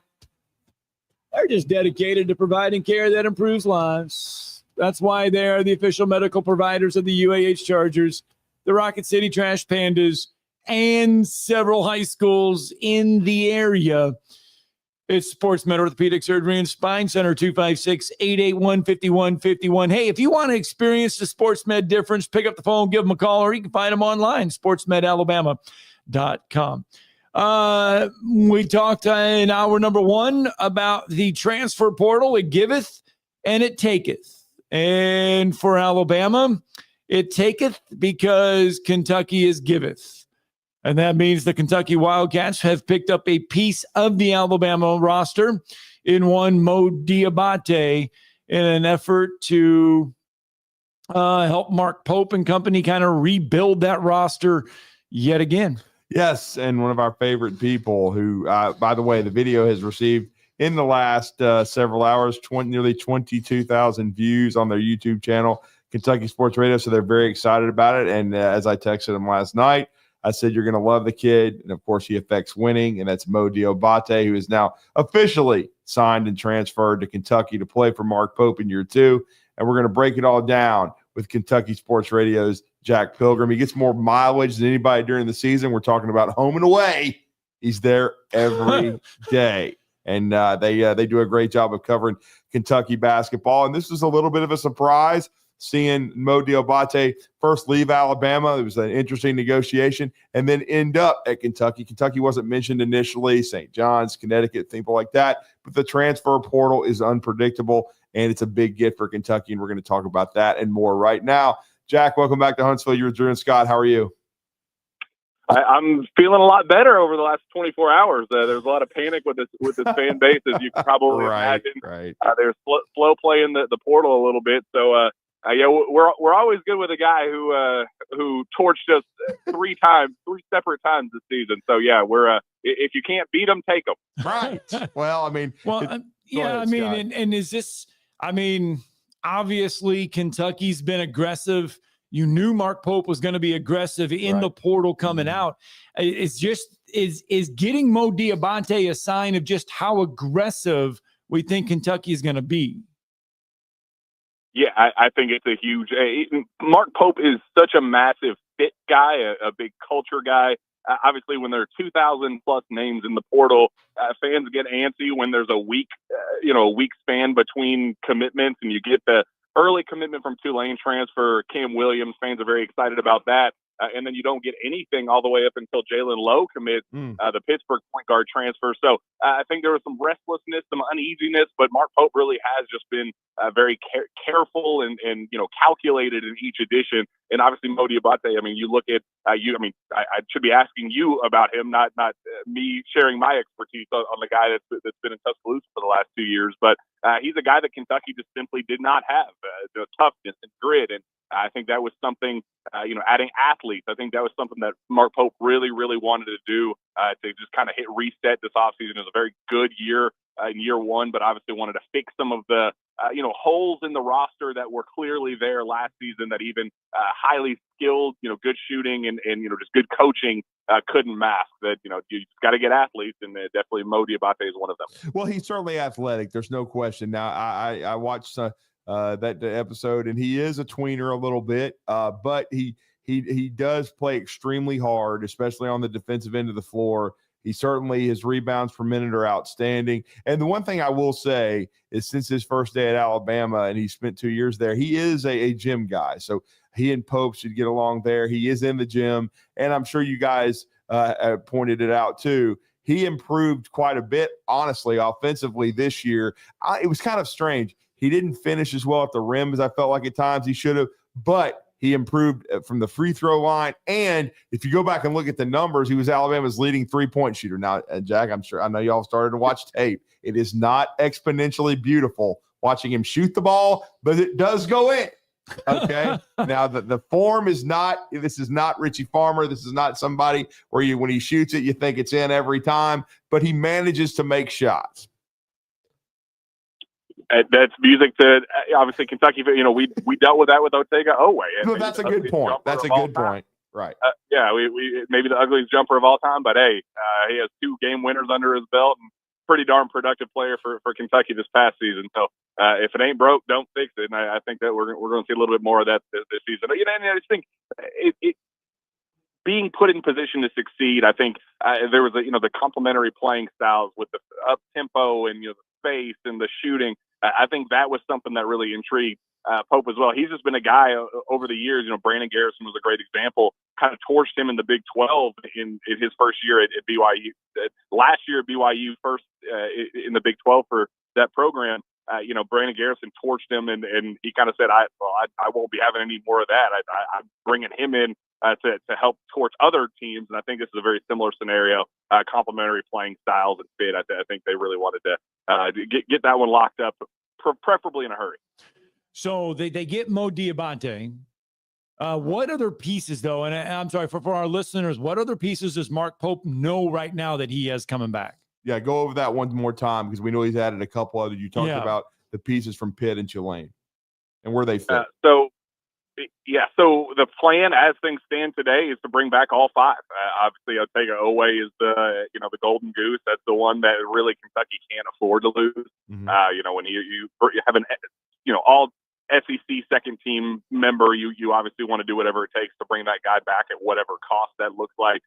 And to Kentucky's credit, to Pope's credit, they did a bang up job of making sure the fit was right there and making sure he was comfortable with their style of coaching. And I've heard from people close to Otega that they're just over the moon with how he was coached, the approach, the development. They really felt they got better in a really, really player friendly system that made Otega look 10 times better than he was at Oklahoma. Oklahoma was not heartbroken to see him leave, and now Kentucky fans would be devastated if they were to leave. So it's a really, really a strong testament to Pope's coaching and just kind of the culture and the the player friendly approach he's bringing. So that's obviously the headliner. Brandon Garrison, he kind of has more of a we'll see what happens kind of vibe with the rest of the roster. If they kind of load up in the front court, add a bunch of starter level pieces, I wouldn't be shocked to see him at least test the portal waters and see what goes there. But I think they really, really think highly of him and think that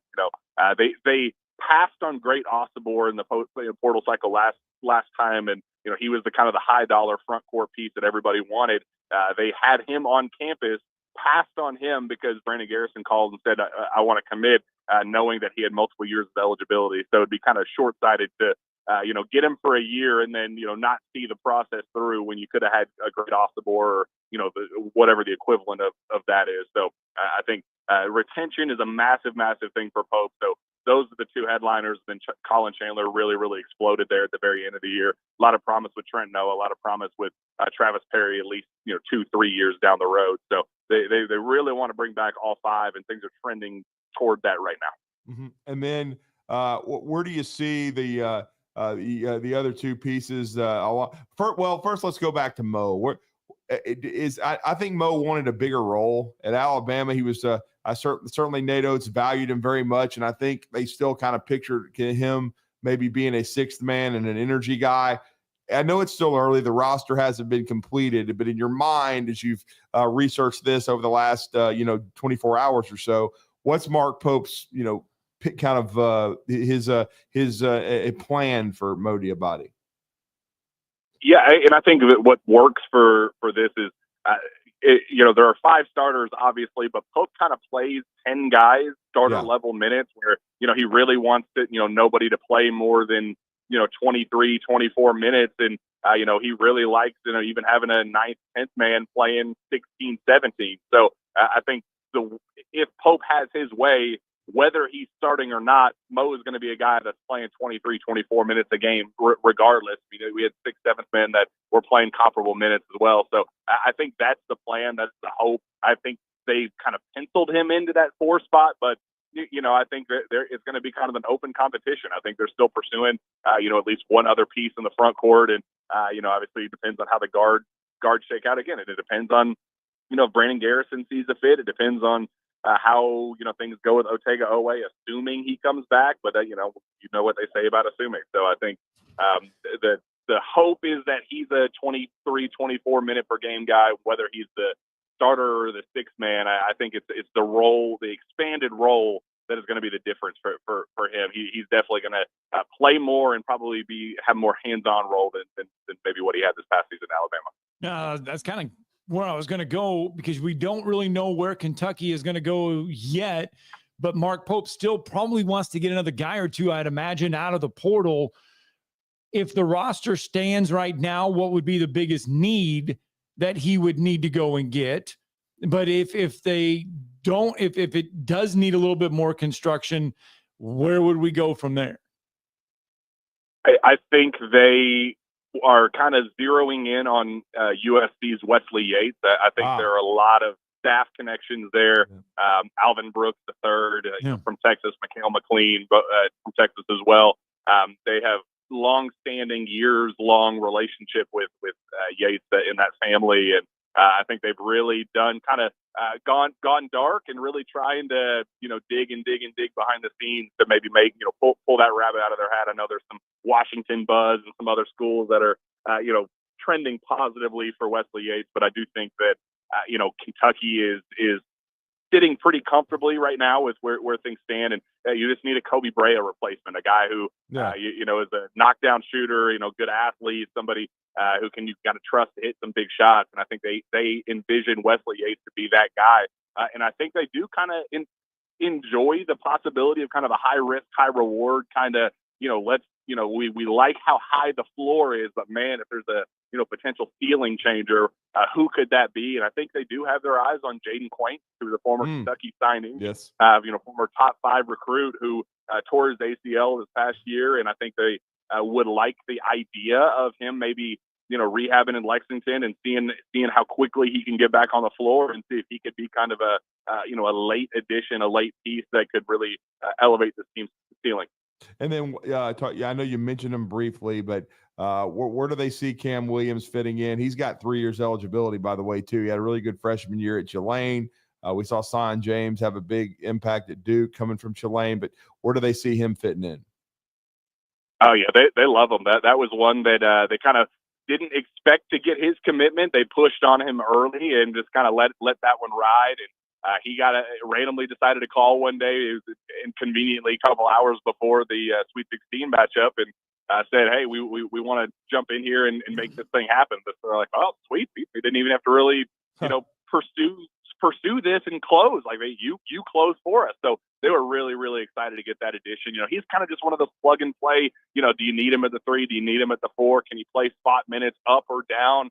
They really love his versatility on both ends. Hit threes at a high mark, and really believe in his offensive growth and think that he could be kind of one of those budding stars who really showed a lot of promise, but maybe didn't put together the consistent two-way production that maybe he's capable of. So I don't think there's a penciled in starting 3 or 6 man. I don't think there's a set role for him quite yet, but I think he's going to be kind of the do-it-all gadget guy who's going to, if you need a big defensive stop, he comes in and does that. Need a big shot, he can kind of come in and be that, maybe like an elevated, expanded version of what Ainsley Almanor was for this Kentucky team, where he was kind of just a one-dimensional, I can come in and bang a three for you if necessary, but really didn't do a whole lot beyond that.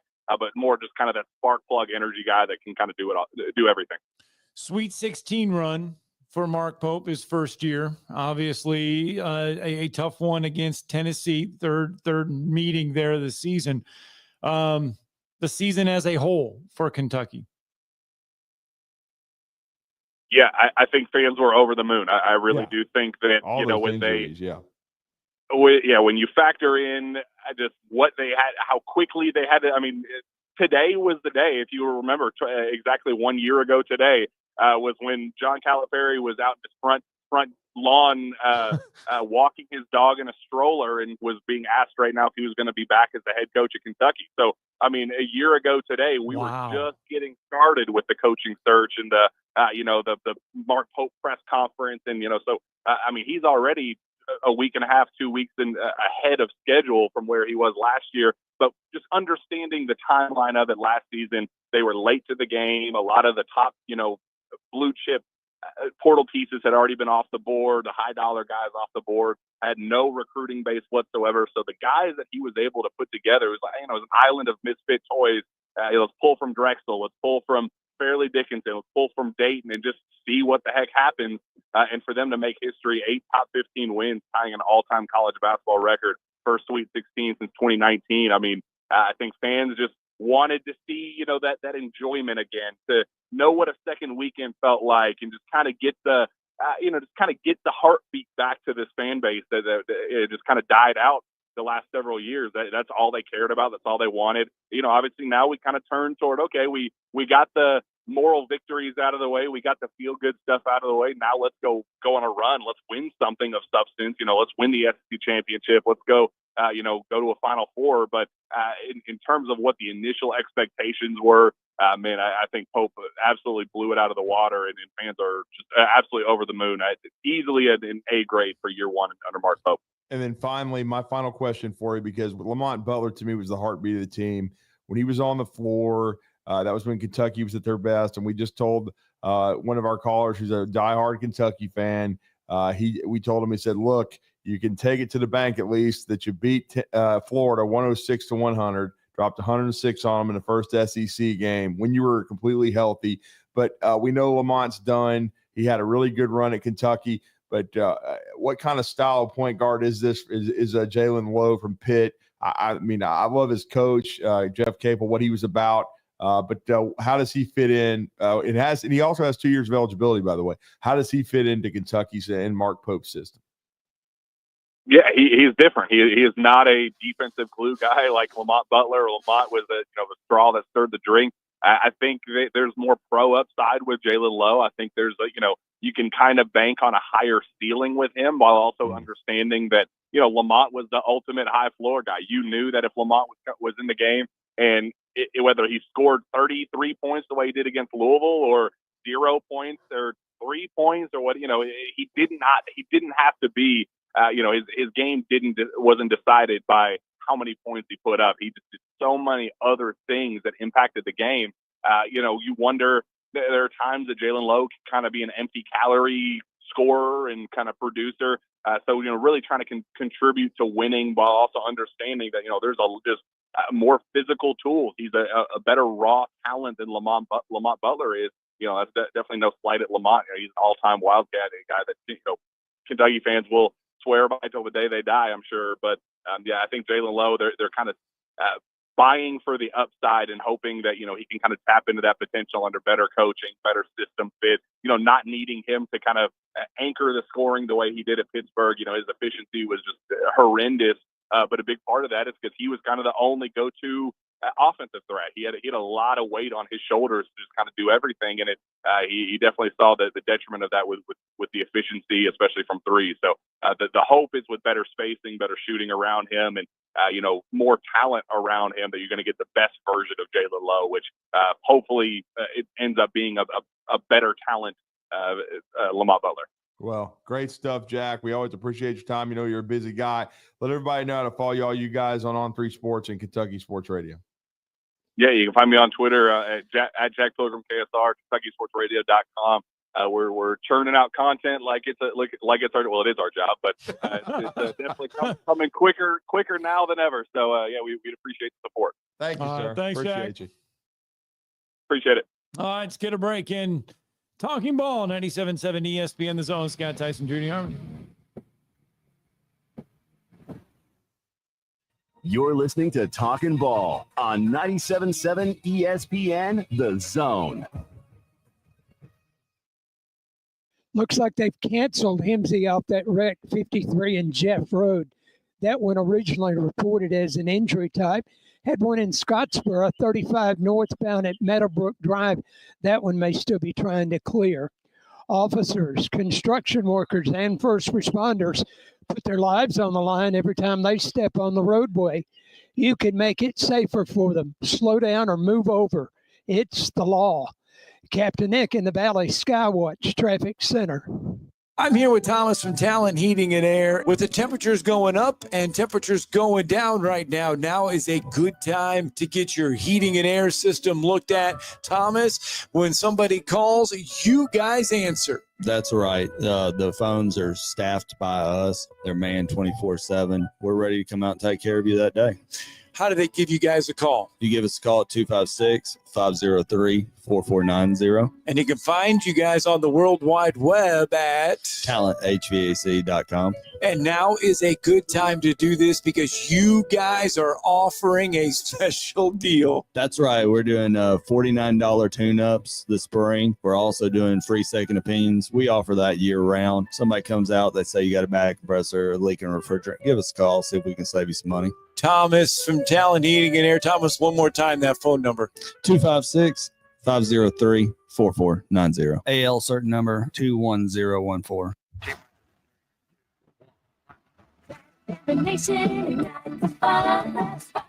Your Rocket City Trash Pandas are home for a total of 15 games in the month of April. Promotions include 4 fireworks shows, 2 bobblehead giveaways, 1 cat night, and even an appearance from Bluey to round out the month on April 27th. To get your tickets and learn more about everything going on at Toyota Field, check out TrashPandasBaseball.com. I'm here with Stan McDonald of Jacob Title. Stan, I've heard that every real estate closing at Jacob Title is a very big deal. Why is that? Wes, I'm reminded of a very impactful statement that I heard from Coach Gene Stallings years ago when he talked about big games and little games. He said he didn't like that comparison. He says, because try losing one of those little games. And if you ever do, it ends up being the biggest game all year long. Well, it's the same thing with real estate closings. Every game, every closing is a very big deal at Jacob Title. Because when it's your closing and your contract on the line, it's a very big deal, and we understand that at Jacob Title. So it sounds like whether your client is a first-time residential buyer or a multi-million-dollar investor, they can expect your A game. That's exactly right. As a matter of fact, when you bring your real estate closing to us at Jacob Title, we understand it's all about trust and confidence. And when Stan McDonald tells you that a chicken dips snuff, you can look under his wing for the box. And like Beams likes to say, there's no doubt about it. It all comes back to money. Visit our store right now at zonedeals.bigdealsmedia.net to take advantage of all the best deals in the Tennessee Valley. Or just go to our website, 977ESPN.com, and click on the Zone Deals logo to start saving right now. Now, as to the price. These deals won't last long, so get yours now. Zone Deals. You'll thank us later. A man who could easily afford to buy a vowel. Carrabba's Italian Grill is the best place to enjoy authentic Italian cuisine, passed down from our founders' family recipes. Featuring a wood-burning grill, you can enjoy Carrabba's signature dishes, including chicken brine, wood-fired grilled steak and chops, and classic Italian pasta dishes. Have a special event? Elevate your catering with Carrabba's Catering, the perfect way to enjoy large party portions of your favorite hand-prepared dishes for any event. Carrabba's Italian Grill at Parkway Place, Huntsville. Never miss 1 second of Charger baseball with the Charger Zone. Davidson send this one into the gap. JC Wilburn get to it. He dives and dives. Only on 97.7 ESPN.com and the 97.7 ESPN The Zone app.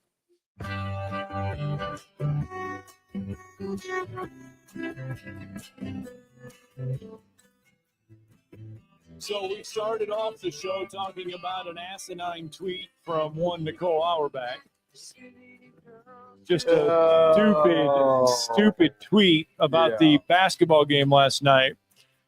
Well, those that do follow basketball know exactly what they witnessed last night, and Jeff Goodman knows a thing or two about basketball. You think? I do. He didn't call it anticlimactic. He said, and this was 26 minutes ago, the start of the NCAA tourney was fairly uneventful. Yeah. Lacking Cinderella stories and buzzer beaters. Agreed. He goes, but San Antonio in the Final Four delivered once again, this time with arguably the most exciting trio of Final Four games we've ever seen. Yeah. This sport has been chaotic off the court lately, and that's reference to NIL and everything else going on. He says, but man, did it come through the last few days on the court. It did. That's somebody that understands basketball. Not the most anticlimactic. Yeah. You should be covering tennis with Woken. Is she on the list for moron of the year? Of course. She thought Notre Dame was going to win the national championship in football. How dare she think that? Yeah, of course. Coming up in a little bit, in just a little bit, we're going to ask John Frary, was that anticlimactic last night as he watched the ball being dribbled and nearly shot? And if they'd have banked it in, the Houston Cougars would have won the national championship. But Walter Clayton said, no dice. Didn't get a shot. That is going to be probably. Well, Kelvin Sampson even admitted it too. That's tough. Well, he said that you've got to 2 trips down the floor. You got to find a way to get a shot off. Yeah. So Houston loses. We all know Jim Valvano. Right. We all know how the 83 one goes. Mm-hmm. The so-called airball alley-oop play at the buzzer. You lose that. And then you lose this one without getting a shot off.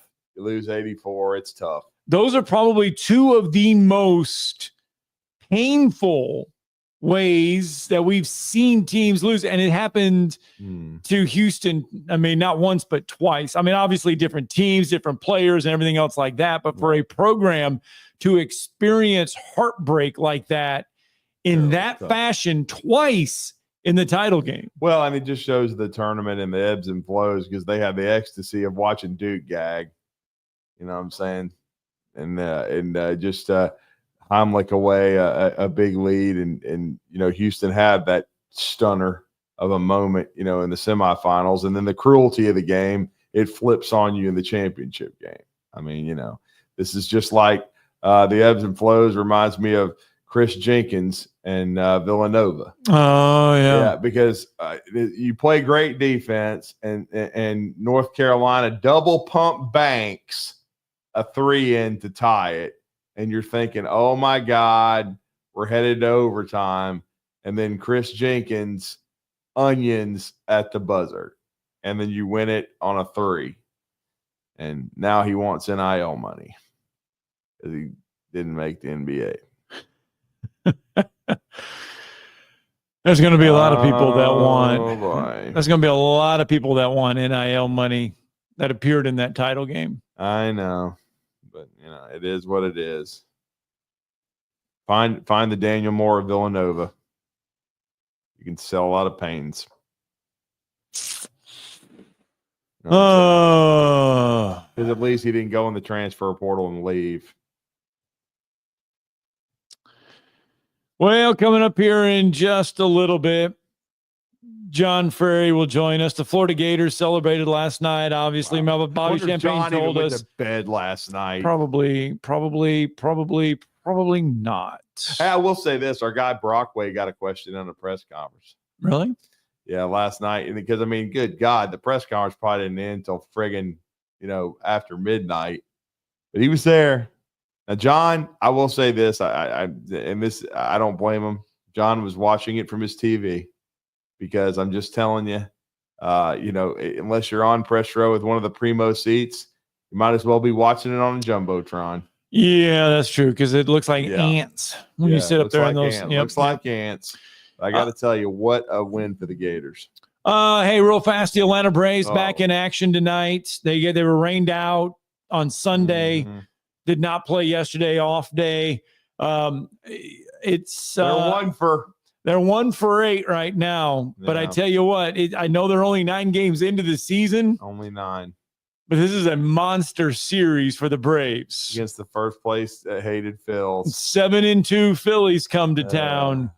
And if you cannot get at least 2 out of 3 here or whatever, it could be a long road to recovery. Is a Braves fan. He's threatening to cancel his streaming service if they don't start winning.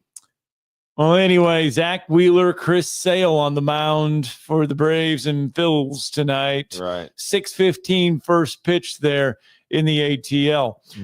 Let's get a break in. John Frary will join us as we get Gainesville's reaction to the national championship. It was a zoo. So the O-Dome wow. completely full last night watching the national championship game. There wasn't a seat in the house in the O-Dome last night. We'll get a break. John Frary next.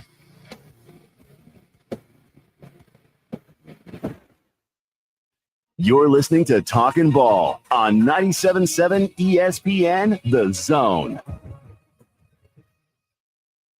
From the Fox 54 Weather Center, I'm Chief Meteorologist Jordan Dressman. A mostly sunny sky this afternoon. Temperature's going to be significantly below where we should be this time of year. A good 15 to 20 degrees below average, as a matter of fact, is only climbing into the low and mid-50s. It's going to be quite cold as we head into the overnight early into your Wednesday morning. Temperatures have no problems, dropping into the low and mid-30s across the Tennessee Valley. Maintaining the mostly sunny sky as we head into Wednesday afternoon. Still going to be somewhat chilly, but warmer than we're going to be on Tuesday. Highs hanging out in the low and mid-60s. I'm Chief Meteorologist Jordan Dressman on your home for ESPN Radio, 97.7 ESPN The Zone.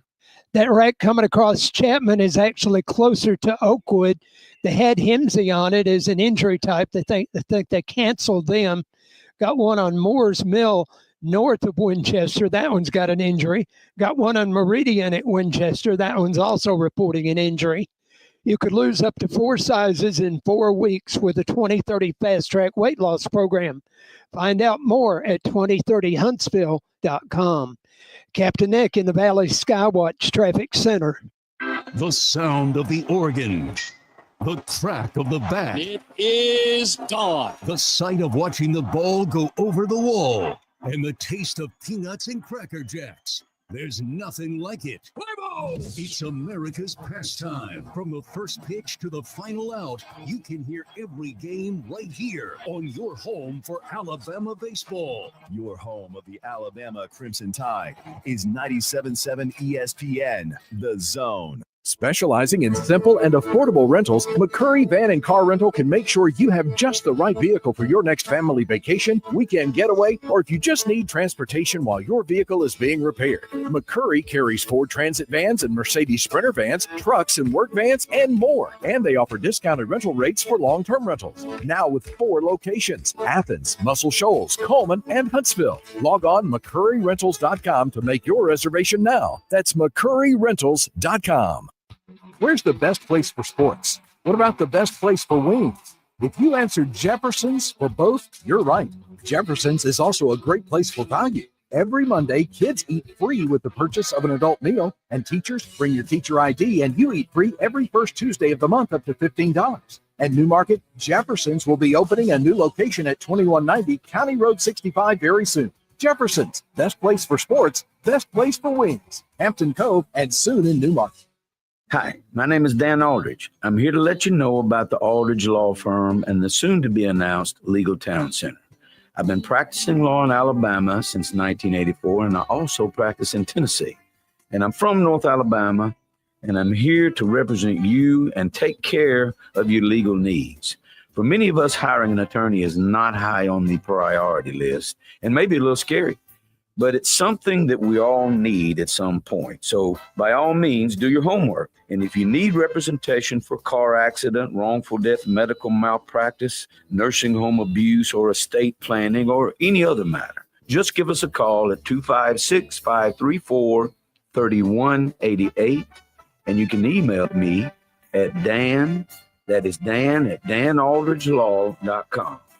Dan@danaldridgelaw.com. God bless America. No representation is made that the quality of legal services to be performed is greater than the quality of legal services performed by other lawyers. 97.7 The Zone. Now on Saturday, you are willing to give a little extra.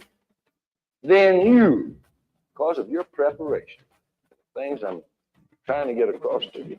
And if we do that as a team, 11 at the time, 4 years from now, we'll be walking out of here national champion. And I'll tell you this, I expect nothing less. 97.7 The Zone. There's the phone and no one to answer. 256-576-4977. And as a result, we got many, many phone calls and letters. Give us a call on the Neighbors Wealth Management Hotline today. 97.7 ESPN The Zone.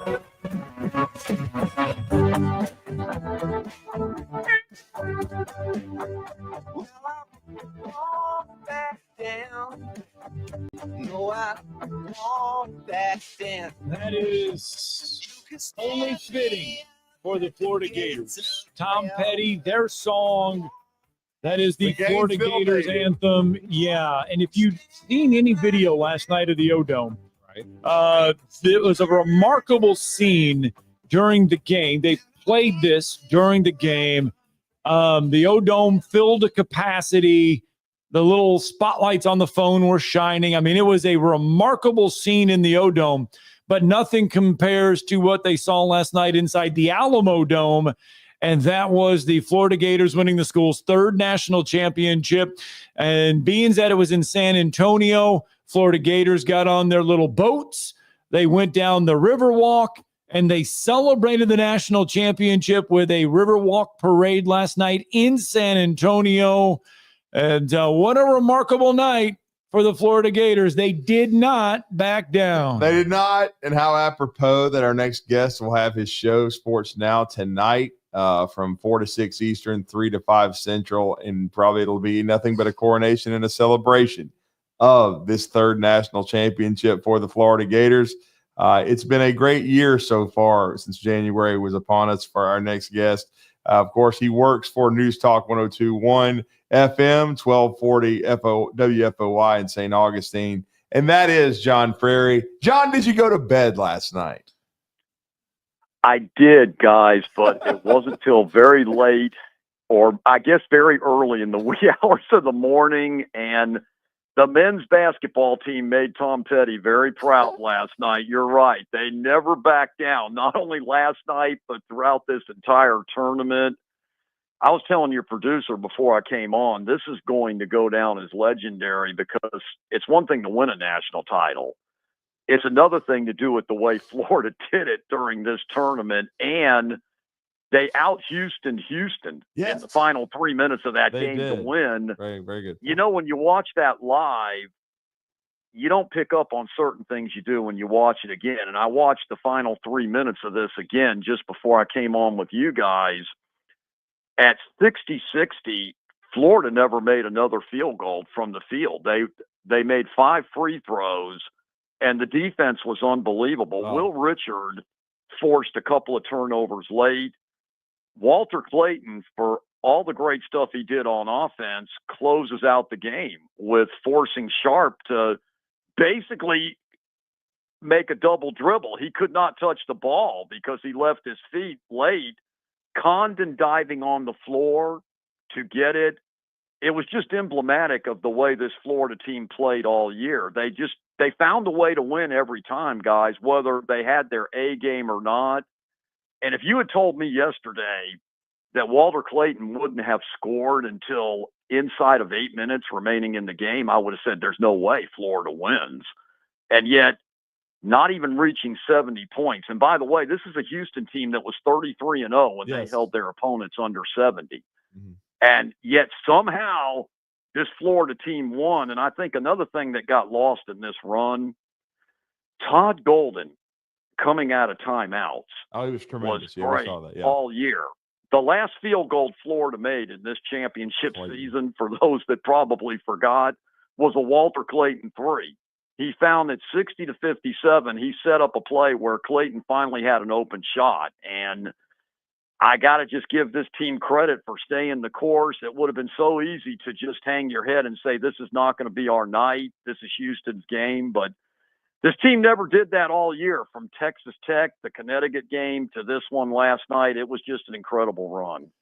Yeah, you mentioned what they had to do through this tournament in order. I mean, they trailed against UConn, trailed against Texas Tech, trailed against Auburn, and trailed against Houston. And not just trailed early. In some of those games, they were trailing late in the second 3 half. minutes down 9 against Texas and Tech. still found ways to win. Yeah. They did. They just kept their composure, and they could beat you different ways. Mm-hmm. And that's what was amazing about this team. They could beat you offensively, but they also could beat you with closeouts like they did last night defensively. They were unselfish. Clayton got most of the attention for the obvious reasons, but there was so many integral parts to this team that was incredible. Like going back to Saturday's win, Alex Condon only scored 1 point against Auburn. Yeah, but he was good on defense, though. I thought he played good D. He did. He had closeouts late in that game, made Mazzaro Baker with a double dribble, had a closeout on Kelly on the perimeter. And it was just stuff like that, guys, that I think got lost. It was the intangibles for this team and the way Todd Golden built the team, because there were no McDonald All-Americans on this team. No. And he was great with the transfer portal. Will Richard was his first commitment. And if he doesn't have the game he had last night, especially in the first half with 14 points, because nobody else could hit from the outside besides Will Richard in that first half, he allowed Florida to hang around. They were only down 3 at halftime, even though to me it felt like a 10-point game at halftime, but it was 31-28.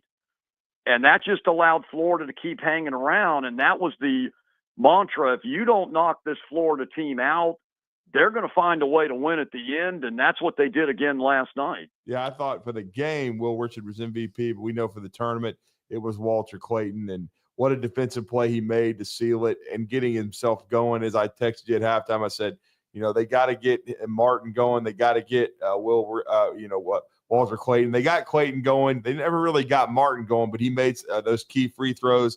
I kept thinking if Florida just got ahead, they could get over the hump. But I got to tell you this, John, I know you covered them, but those 06 and 07 Gators were very, very special and were a very connected team. They had a lot of guys play a long time in the NBA, but Scott and I talked about this in hour one. He pointed out that he's the first team consensus All-American in history. But I think the way all this played out, that Walter Clayton is the greatest Gator baller of them all, basketball-wise. You can argue that, Drew. I would tend to agree with you, and I never thought I'd say that. Having covered and witnessed those 06 and 07 teams, I never thought we'd say anybody from another Gator team would be considered greater. But what he had to do to carry this team through this tournament and the clutch shots that he made throughout the Texas Tech game, the Connecticut game, and these were late shots, and he never batted an eyelash. And even last night, he struggled. I give Houston a lot of credit for their game plan, but he kept his head in the game. I thought Todd Golden made an interesting decision, too, that was strategic. He sat him down for a few minutes in the second half. I think that allowed Clayton to clear his head a little bit and get refocused. And when he came back in those final 8 minutes, that's when he got his 11 points. He started to move better away from the ball, got a couple of inside baskets, had the one big three, which was Florida's last field goal, as I mentioned, but he was phenomenal. And he will probably go down as the greatest. I mean, there'll be arguments because the 04s, as they were known, the 2 back-to-back national titles, you could argue that, but there's a big argument for Walter Clayton, though, and the way he performed in this tournament, no question. Well, I mean, in this season, if you talk about Todd Golden, I mean, he becomes the 3rd youngest coach to win a title, a national championship. And I mean, but John, this season wasn't smooth. Florida was not projected high there in the preseason rankings. And I mean, he had to endure a Title IX investigation, which he was eventually cleared of. The school found nothing there, but I mean, it was some uneasy moments midway through the year. I mean, this was not a smooth ride for Todd Golden this year. No, it wasn't. That story broke right after the beginning of the season back in November. Florida's first game was November 4th, which is hard to believe, over 6 months ago. And you're right. Todd Golden had to endure that. And I think what was more amazing, when you've got noise outside the system, you know how this works, guys. It sometimes affects the kids and their performance on the court or on the field, whatever sport they're playing. It never seemed to deter Florida's play on the court. They were able to maintain an even-keel demeanor, and so was Coach Golden. He was pretty even-keel, even last night. You know, you worry about a 39-year-old coach in his third year going against a legend like Kelvin Sampson, who was 69, but he never panicked. Florida was down most of the game. They only led for a minute and 4 seconds of that game last night. Now, obviously, they led for the most important part of it, but it was just incredible the way, to me, covering this team, watching the way Coach Golden handled it all season long. And now it's going to be interesting to see what happens moving forward, because you've got to believe that this can only help Coach Golden's recruiting, and that you've got this resume, you know, with a national title on it now that you can go into a kid's living room, and they know that he can get them to the Final Four and a chance to win a national title. So I think that the sky's the limit basically now. I mean, because he's proven what he can do on a national stage and under a lot of adversity. Well, John, we were all watching on pins and needles. I certainly couldn't eat until the game was over. And again, it's not like, the Crimson Tide or even the Duke Blue Devils were playing, but it was just such an exciting game. And I wanted the SEC to win this tournament simply because I wanted it to be the greatest college basketball season of all time, because I wanted idiots like Nicole Auerbach to have to sit through that and understand that after all the shade they threw at SEC football, SEC basketball is the king, the greatest of all time. And I don't know if you've seen it. We let off our show talking about it, but Nicole Auerbach, in all her wisdom, said that was an anticlimactic ending. Did that seem anticlimactic to you, John Frary?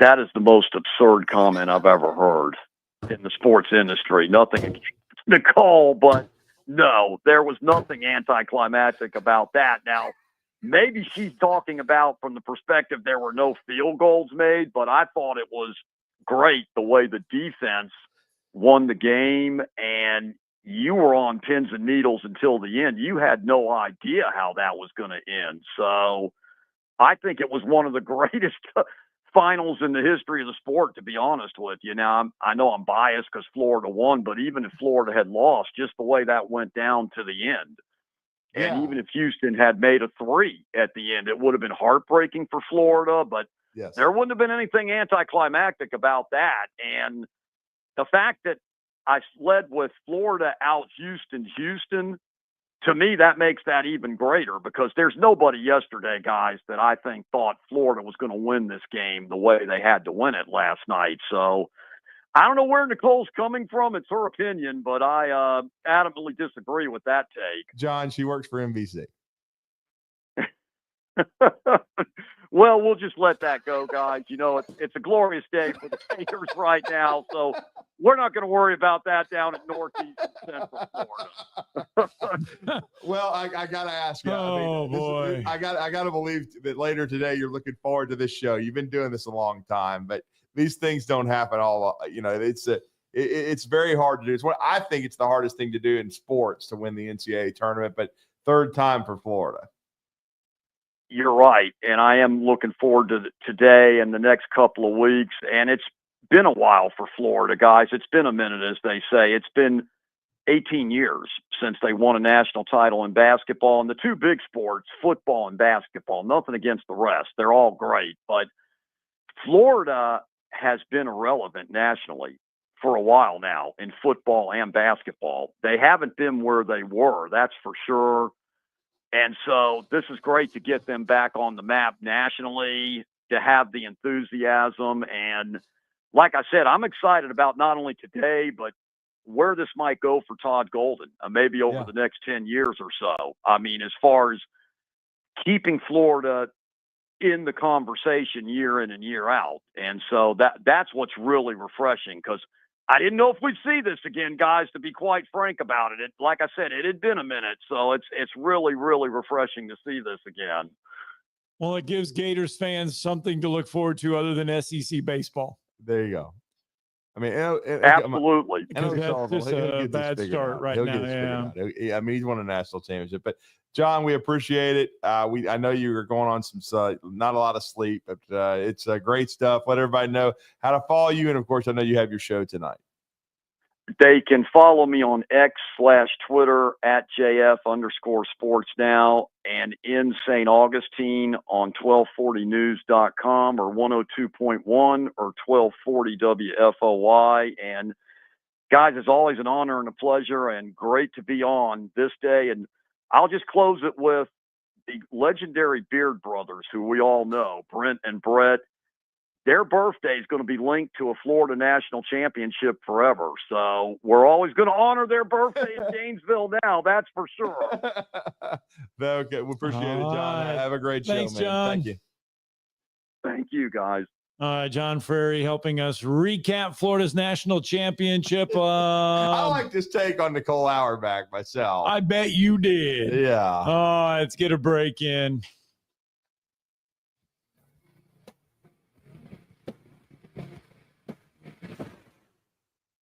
You're listening to Talkin' Ball on 97.7 ESPN, The Zone. The company is Eagle Masonry and Insulation, but did you know they're also Eagle Landscaping and Dirt Work? Eagle can take care of all your landscaping needs, including irrigation, sod work, and planting, both plants and trees. On the dirt work side, Eagle can grade and build your pads, haul dirt in or out, and even do erosion control. Philip Love and his team can do it all for you. The website is the same, insulatewitheagle.com, as is the phone number, 256-755-1556. Give them a call and see what Eagle can do for you. Eagle saves you time. Eagle saves you money.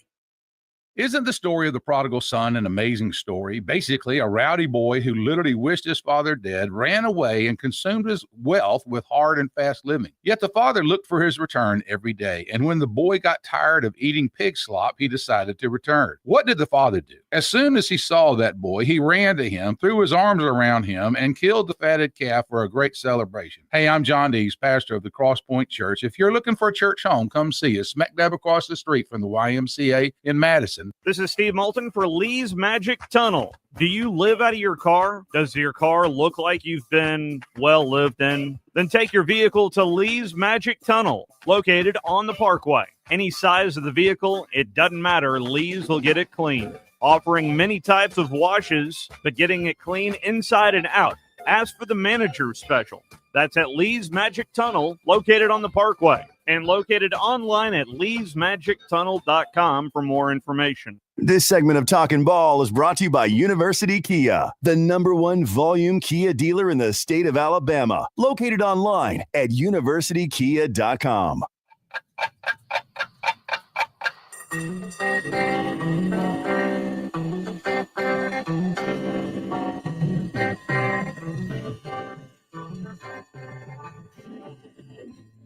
It's time for tomorrow's headlines today with Scott Tyson and Drew DeArmond on 97.7 ESPN The Zone. Time does keep on slipping and slipping away into the future. Let's see here. Where do we go? We got that. We will talk some more Alabama football coming up here over the next few days, because A-Day for both Alabama and Auburn are coming up here on the horizon. But Mel Kiper did release this morning. He did release his latest mock draft 4.0. Gotcha. And the reason why we now think that Jalen Milroe got and accepted an invitation to the green room. Oh, it's even on the screen right there. It was what is too high for Jalen Milroe? That was the question that they just asked. Anything before the 4th round?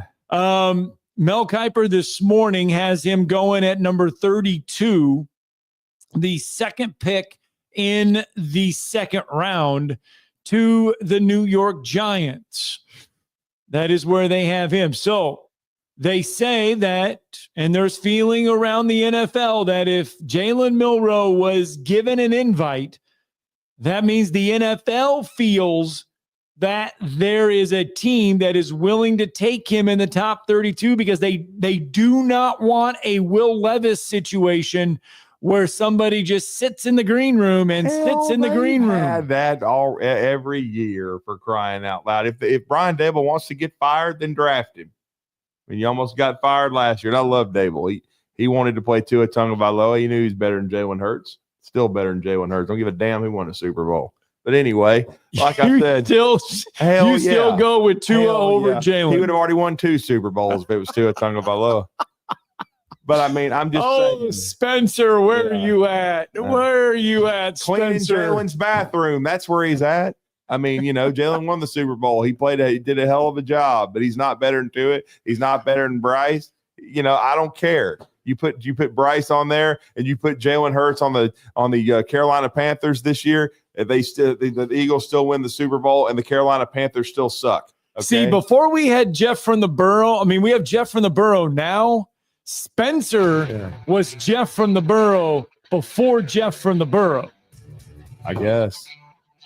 I guess that I just call him boat anchor. You know what I'm saying? Spencer's the first guy that you just. But I will say this. I mean, and I've said it a multitude of times. Jalen Hurts is John Unitas compared to Jalen Milroe. I mean, he is. Seriously. I mean, when you have trouble throwing against air, and Milroe does, I mean, it's not good.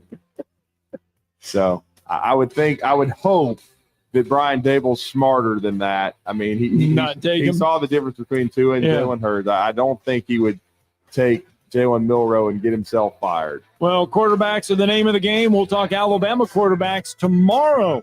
Talking ball. Hi, folks. Bobby White back again for Woody Anderson Ford, inviting you to come test drive any one of our over 100 F-150s. From rock-solid, dependable work trucks to our state-of-the-art Platinum Series, we